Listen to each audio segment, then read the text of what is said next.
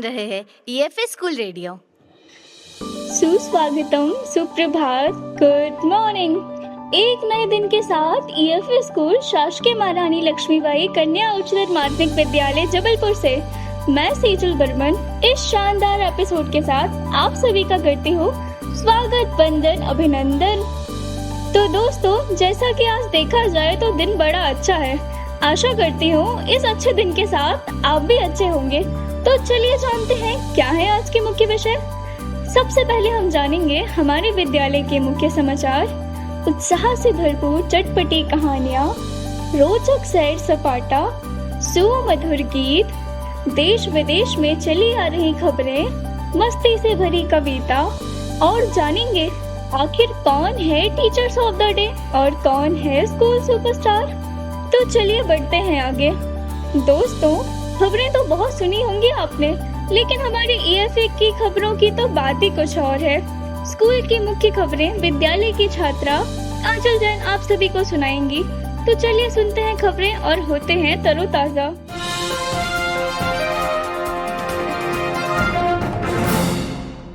Hello दोस्तों, मेरा नाम काजल जैन है। मैं कक्षा 10वीं की छात्रा हूँ। मैं आज अपने स्कूल की कुछ खास समाचारों को आपके सामने प्रस्तुत कर रही हूँ। जबलपुर स्थित ईएफए महारानी लक्ष्मीबाई विद्यालय में 5 सितंबर को शिक्षक दिवस के उपलक्ष्य पर विद्यार्थियों ने बड़ी ही खुशी और हर्षोल्लास के साथ मनाया। शिक्षकों को उपहार देकर किया सम्मानित। प्राचार्य श्रीमती प्रभा मिश्रा के समक्ष हुई कुछ प्रस्तुतियां, जिसमें छात्राओं ने अपने शिक्षकों के प्रति अपार प्रेम व्यक्त किया। 8 सितंबर को विद्यालय परिसर में निकाली गई रैली अंतर्राष्ट्रीय साक्षरता दिवस के अवसर पर छात्राओं ने किया साक्षरता के प्रति अपने विचारों को व्यक्त। ईएफए महारानी लक्ष्मीबाई की चयनित छात्राओं को एनसीसी प्रशिक्षण हेतु डुमना ले जाया गया। जबलपुर स्थित ईएफए महारानी लक्ष्मीबाई कन्या माध्यमिक शाला में हुए कालिदास नृत्य नाटिका को प्रथम स्थान मिला और अब वह संभाग स्तर पर खेलेगी। दोस्तों, कहानियाँ चाहे जैसी भी हो, चाहे उत्साह वाली हो या हो मस्ती से भरपूर, कहानियाँ तो कहानियाँ होती हैं। तो चलिए सुनते हैं एक प्यारी सी कहानी। रामपुर नाम का एक गांव था। वहाँ का सरपंच बहुत ही अहंकारी था। सत्संग से तो उसे मानो बहुत नफरत थी। उसे सत्संग में न जाना पसंद था, न ही गांव में कोई सत्संग का कार्य कराना पसंद था। परंतु गांव के लोग अत्यंत उत्साही थे। जब भी वे कहीं सत्संग में जाते, उनकी इच्छा होती कि हमारे गांव में भी कोई कथा या आयोजन हो। एक बार उन्होंने निश्चय किया कि वे किसी न किसी संत को बुलाकर गांव में सत्संग का कोई कार्यक्रम करवाएंगे, और यह निश्चय सफल भी हुआ। उन्होंने एक पास ही गांव के एक संत को बुलाया और राम कथा का आयोजन किया। चूँकि सरपंच बहुत ही अहंकारी था, उसने सोचा कि मेरी इच्छा के बिना ये सब हो रहा है, चलो मैं उस संत का अहंकार चूर कर आता हूँ। देखता हूँ कि कौन है जो मेरे ही क्षेत्र में मेरी ही आज्ञा के बिना ये सब कर रहा है। वह जाकर सत्संग के उस स्थान पर गया। वहाँ पर उसने देखा कि संत बैठकर कथा सुना रहे थे। जैसे ही संत ने देखा कि सरपंच आ गए हैं, वे समझ गए कि इतना अहंकारी व्यक्ति तो सरपंच ही हो सकता है। वे तुरंत अपनी गद्दी से खड़े हुए और सरपंच से बोले, अच्छा आप आ गए, आइए आइए आइए। सरपंच थोड़ा झुंझला गया। वह एक स्थान पर जाकर बैठ गया। संत बोले, अच्छा बैठ रहे हैं, बैठिए बैठिए बैठिए। फिर सरपंच ने सोचा कि मेरा इतना अपमान ये मैं सहन नहीं कर सकता, और बिना ही कुछ बोले वह उस स्थान से वापस अपने घर आने लगा। संत तुरंत बोले, अच्छा आप जा रहे हैं, जाइए जाइए जाइए। अब तो सरपंच मानो गुस्से से लाल हो गया। घर आकर वह सो गया। उसने सोचा कि बैठकर उन्हीं बातों को याद करने से अच्छा थोड़ा विश्राम कर लिया जाए। वह सो रहा था। उसके दिमाग में सत्संग की सारी बातें एक स्वप्न के रूप में पुनः जागृत हो रही थीं। उतने में ही दरवाजा खुले होने के कारण उसके घर में एक चोर घुस आया। चोर जैसे ही घुसकर आया, इत्तेफाक ऐसा था कि वह सपना भी उसी समय शुरू हुआ। सरपंच तुरंत बोला, अच्छा आप आ गए, आइए आइए आइए। चोर तो डर के मारे पानी पानी हो गया।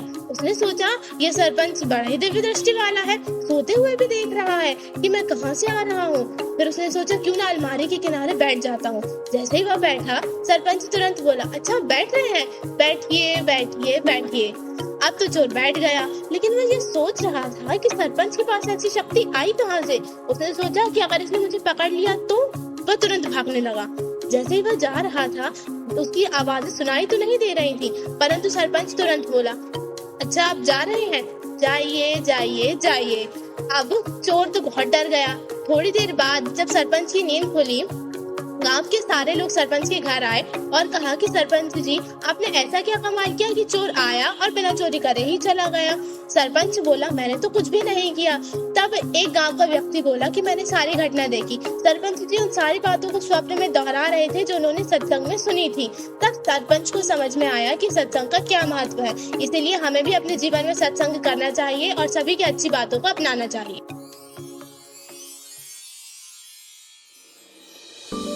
दोस्तों, अगर घूमने की बात की जाए तो सभी को आता है मजा। अगर स्वास्थ्य खराब हो जाए तो झेलनी पड़ती है सजा। तो इसी मजे के साथ तेजवती पटेल आपको कर रहे हैं अपने एनसीसी कैंप का अनुभव साझा। तो चलिए जानते हैं क्या रहा है उसका अनुभव। नमस्कार दोस्तों, मैं कैडेट तेजवती पटेल आपके सामने अपने एनसीसी कैंप के अनुभव को साझा करना चाहूंगी। दोस्तों, घूमना तो सभी को पसंद है, लेकिन दोस्तों के साथ घूमने की बात की जाए तो मजा ही कुछ और है।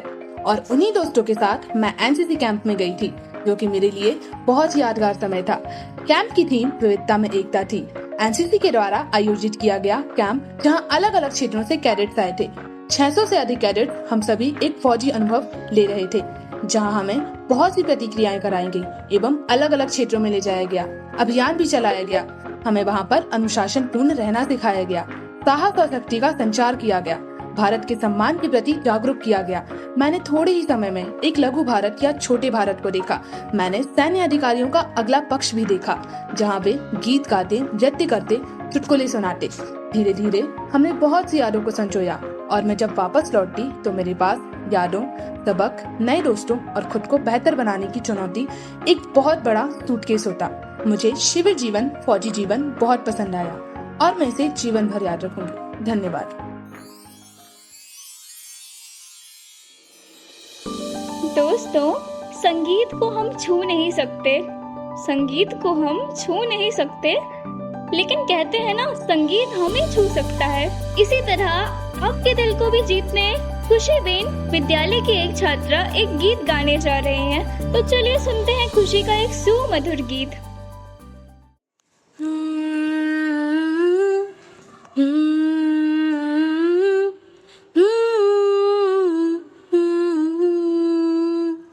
कोई चेहरा है कोमल कली का, रूप कोई सलोनी परी का, इनसे सीखा सबक जिंदगी का, बेटियां तो है लम्हा खुशी का, बेटियां तो है लम्हा खुशी का, इनसे इनकी अदाएं न छीनो, इनसे इनकी सदाएं न छीनो, के ने भी तो है जिंदगी का हक, ने भी तो है जिंदगी का, बेटियां तो लम्हा खुशी का।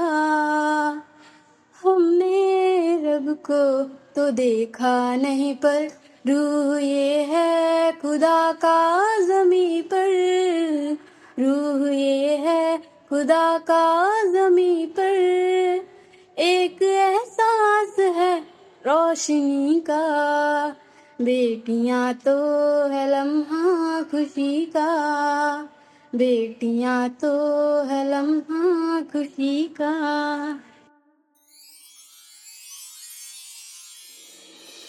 दोस्तों, उम्मीद है खुशी का सॉन्ग आपको पसंद आया होगा तो चलिए जानते हैं देश विदेश में चली आ रही मुख्य खबरें।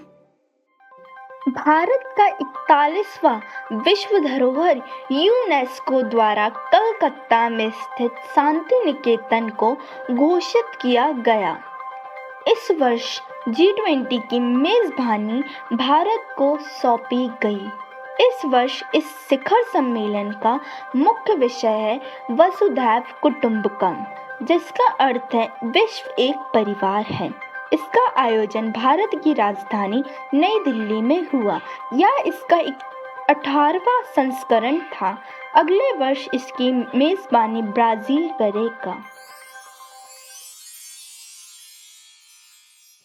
वो पुरानी बातें जो बहला दे मन, वो होता है हमारा प्यारा सा बचपन।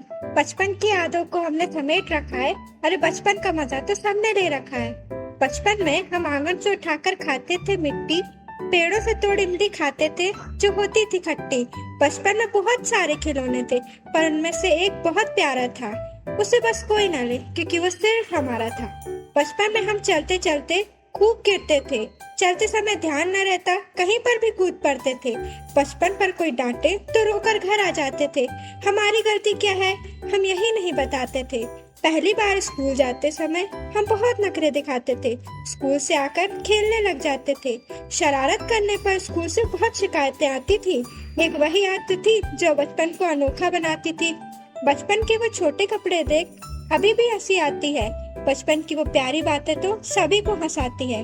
ये समय कितनी जल्दी चला जाता है। बचपन इतनी जल्दी क्यों चला जाता है? प्यारा सा बचपन हर पल याद दिलाता है।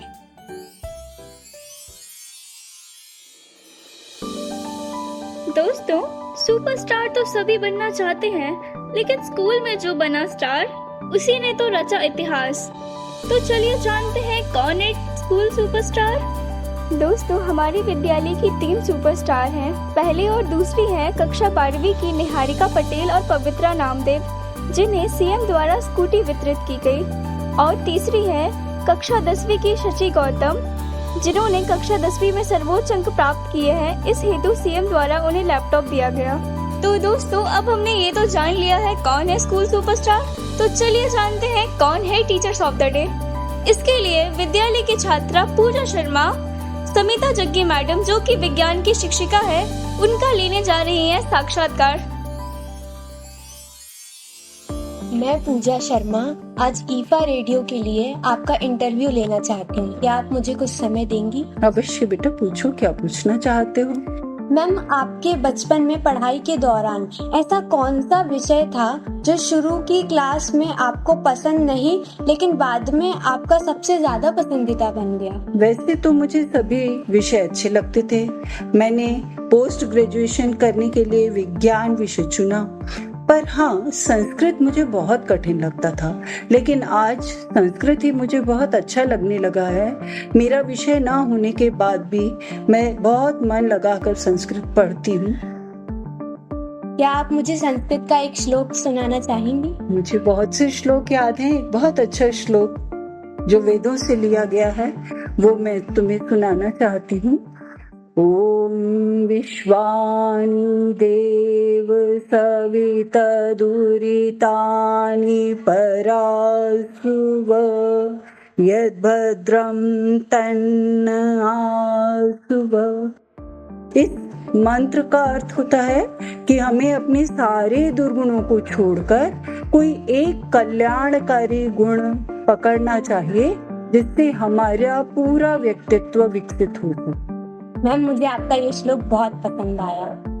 आपके स्कूल के समय में जुड़ी ऐसी कोई भी सांस्कृतिक या साहित्यिक गतिविधि जिसमें भाग लेना आपको आज भी याद है? हमारे यहाँ बहुत सारी प्रतियोगिताएं होती थी और मैं प्रतिवर्ष स्वरचित कविता पाठ, कहानी, वाद विवाद इत्यादि प्रतियोगिताओं में भाग लेती थी, जिसके कारण मुझे कई प्रमाण पत्र और पुरस्कार प्राप्त हुए।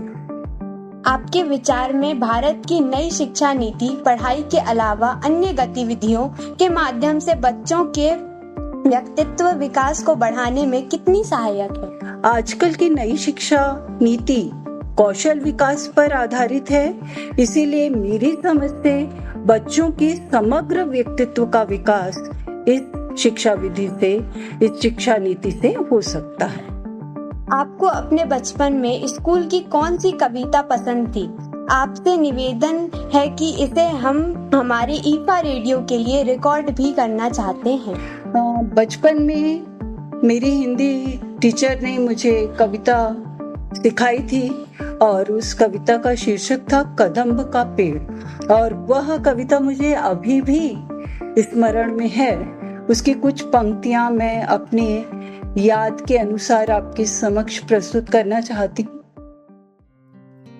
यह कदम्ब का पेड़ अगर माँ होता यमुना तीरे, मैं भी उस पर बैठ कन्हैया बनता धीरे धीरे।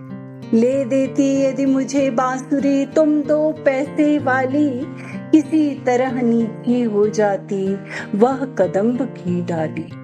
उस कदम्ब की डाली पर माँ मैं धीरे से छुप जाता, एक बार माँ कह पत्तों में फिर से तुम्हें बुलाता।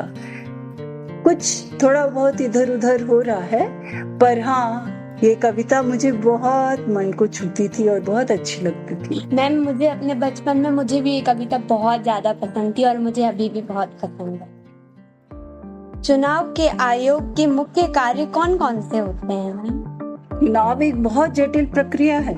इसमें आचार संहिता लागू करना, पंजीयन, नियुक्त किए गए व्यक्तियों का प्रशिक्षण, मतदान हेतु पूरे अधिकारियों की नियुक्ति करना, मतदान कराना, बूथ बनाना, मतगणना करना, फिर जीते हुए प्रत्याशियों की सूची देना, उनको प्रमाण पत्र देना, बड़ा लंबा चौड़ा काम है।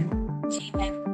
बच्चों को मतदान के विषय में किस प्रकार जागरूक किया जा सकता है जिससे जब वे वोटर बने तो वह अपने मतदान का 100% प्रयोग करें? स्कूलों में कई प्रतियोगिताओं का आयोजन अपन करते हैं। इसमें शपथ इत्यादि दिलवाते हैं, निबंध प्रतियोगिता, स्लोगन प्रतियोगिता।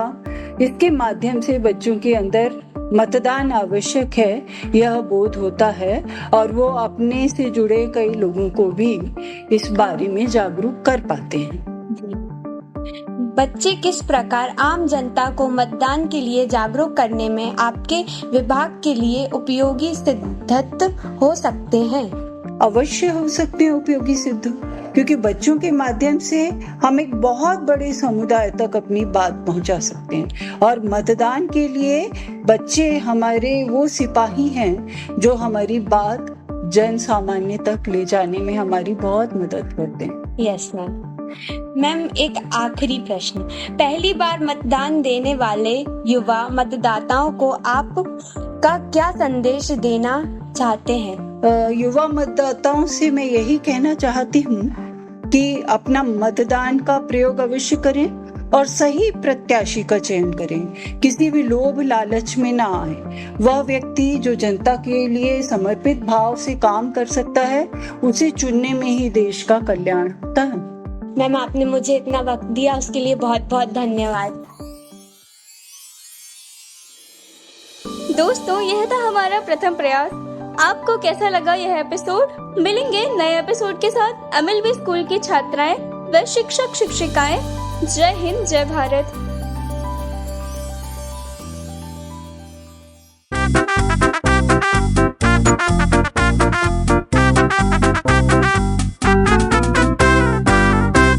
आप सुन रहे थे EFA स्कूल रेडियो।